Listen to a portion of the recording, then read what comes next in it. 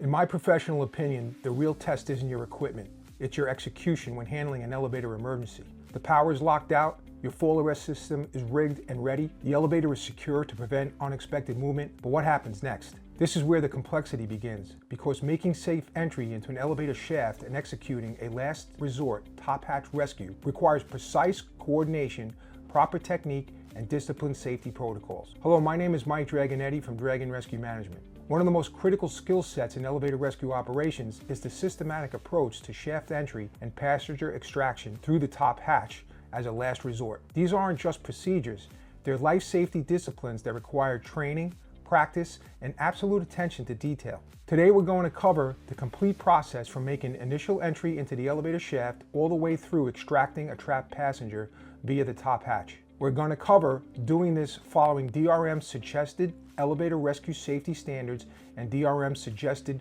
fire department rescue protocols. Now, before anyone makes entry into the elevator shaft, you must have already completed DRM's recommended 11-step initial response procedures. Your fall arrest protection system must be properly rigged and inspected. Power must be confirmed off, locked out, and tagged out by the machine room team, and the elevator must be secured mechanically from unexpected movement. These are not suggestions. These are DRM's elevator rescue safety requirements and should be a mandatory part in your department's procedures. With the hoistway door closed, there's no fall hazard. Your team member is going to take the elevator key and open the door lock. Remember, if the key does not work, there are alternate finesse entry methods. But here's what's critical. Once that door begins to open, drop down to one knee and continue with DRM's peekaboo method that we've covered in previous training videos. Crack the door only 4 to 6 inches. Gain a visual control of that elevator shaft. Assess the car's position before fully opening that door. I can't stress this point enough. Once you've confirmed it's safe, insert your door wedge tool into the track to prop the door open and prevent it from re-engaging. This simple step maintains safe door control and prevents the need to repeat the unlocking operation.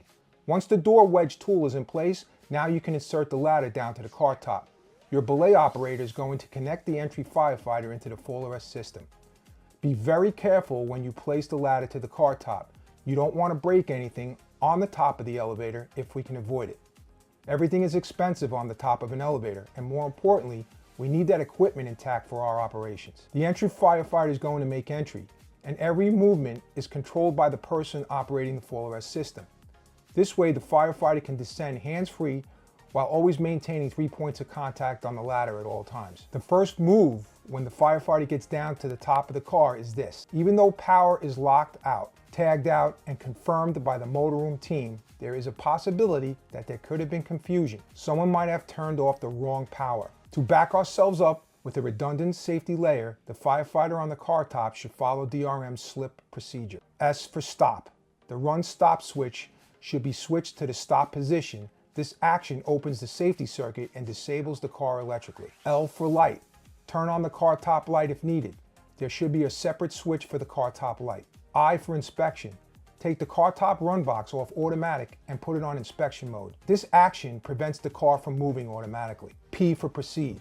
Just proceed on top of the car. When the elevator door is open, the stop switch is engaged and the inspection switch is in the inspection mode. The car is disabled from automatic operation, reducing the risk of accidental movement. This triple redundancy approach is a key component of DRM's elevator rescue risk assessment and safety protocols. Let's talk about DRM's suggested mechanical unexpected movement process, because sometimes killing the power is not enough. From experience, I highly recommend preventing the elevator car from unintentional mechanical movement. This procedure should be included for the following 4 reasons. While operating in the shaftway, when the car is overloaded, when you're forced to remove the occupant from a narrow space, or when any doubt exists. The first step in this procedure is to prevent the elevator from moving upward. This is necessary because the counterweight is typically heavier than the elevator car itself. The counterweight equals the weight of the car plus approximately 40 to 50% of its rated capacity. As a result, the elevator will tend to move upward before it moves downward.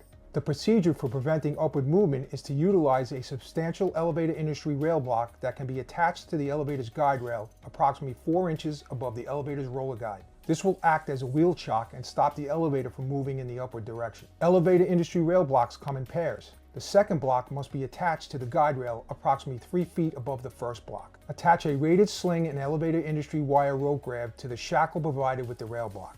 The last step in this procedure is to attach the wire rope grab to the governor cable hitch point. The hitch point is the cable closest to the guide rail. Now that we have the firefighter safely on the car top with elevator secured from automatic and mechanical movement, we move to the extraction phase. So let's discuss opening the top hatch. The firefighter is going to remove the tool-free fasteners from the top hatch. ASME A17.1 code states that these fasteners must be released by hand only. You shouldn't have to use tools. Once the fasteners are removed, the top hatch will usually open with ease. Here's what many departments don't realize. By ASME code, the section of ceiling just below that top hatch has to be removable as well, and you shouldn't have to use tools. However, we strongly recommend having tools on hand just in case. Why? Because the mechanic may have lost a tool-free fastener and replaced it with whatever hardware was on hand. Once the firefighter removes the fasteners for the ceiling panel, you will have a direct opening into the car below. At this point in the operation, hand a separate ladder down to the firefighter on the car top from the floor above. The firefighter is going to carefully insert the ladder into the car, making sure it's stable and secure. Communication is vital here. The firefighter must talk to the person inside the elevator, giving them clear instructions not to climb that ladder until directed to do so. The firefighter is now going to make entry into the elevator car, taking the full arrest rope with them. At this point in time, it is perfectly acceptable to have the full arrest protection rope inside the elevator car. Why? Because we have this elevator secured mechanically from any kind of unexpected movement. The car cannot move in either direction. Once inside the car, the firefighter is going to harness the trapped passenger and attach the full arrest rope to the occupant. Again, as I stated earlier, it is perfectly acceptable to have that full arrest rope inside the elevator because we have this elevator secured mechanically through multiple redundant safety systems. The firefighter can now walk the passenger up the ladder, taking them up through each step.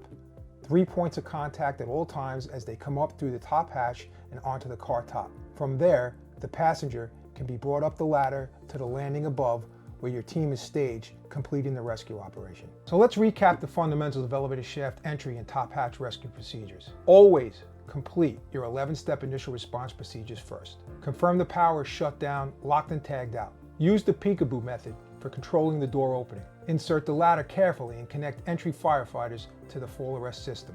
First actions on the car top, follow DRM S.L.I.P method. Mechanically secure the elevator from unexpected movement. For top hatch rescue, remove hatch fasteners, remove ceiling panel, and insert the ladder carefully. Harness the passenger, attach them to the full arrest system, and extract them with 3 points of contact at all times. Maintain constant communication throughout the entire operation, and always wear appropriate PPE and follow elevator rescue safety guidelines. In conclusion, you can see the importance of setting up the full arrest system and the importance of working together. The person at the edge coordinating with the person making entry and the team working in unison during passenger extraction. It's important to have multiple trained firefighters on scene for a coordinated operation. There are a lot of moving parts to elevator rescue operations. Firefighters need the right training, the right procedures, the right tools, and the right mindset to execute these operations safely and effectively. Review this training, practice the skills that you learned, and drill on these procedures regularly with your team. Check the link in the description to learn more about DRM's comprehensive elevator management training and programs and elevator rescue equipment. Work smart, work safe, train often, train safe.